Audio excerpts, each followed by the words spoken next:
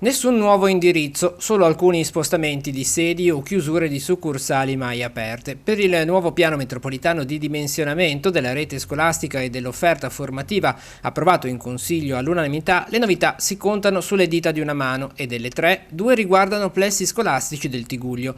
La prima riguarda Cicagna, dove già dal prossimo anno sarà operativa una nuova scuola dell'infanzia, per la quale il comune da diverse settimane sta lavorando per prepararne gli spazi all'interno del plesso che attualmente ospita la scuola primaria.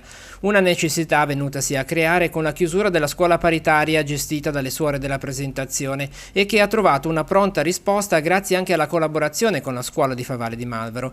La seconda novità riguarda invece il Centro per la formazione degli adulti, il CPA, la cui succursale da Chiavari si sposta a Santa Margherita Ligure nel plesso dell'Istituto Comprensivo, nei locali prima occupati dalla succursale dell'ex Caboto e ora lasciati liberi. Una richiesta dal comune di Chiavari e dal comune di Santa Margherita che si sono parlati, hanno richiesto la chiusura del centro CPIA a Chiavari e l'attivazione contemporanea di un centro analogo a Santa Margherita.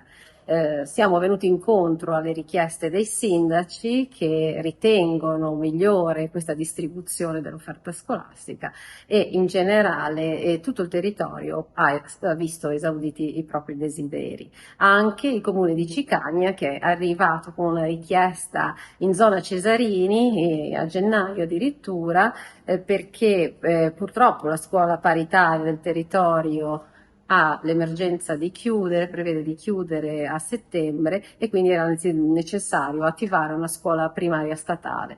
Siamo riusciti in tempi record, ringrazio per questo anche la collaborazione dell'ufficio scolastico regionale, ad attivare anche la scuola la scuola statale di Cicagna. È stata veramente una corsa contro il tempo, però insomma la reazione degli amministratori ci conforta e il mio grazie va ai nostri uffici che hanno fatto un lavoro straordinario.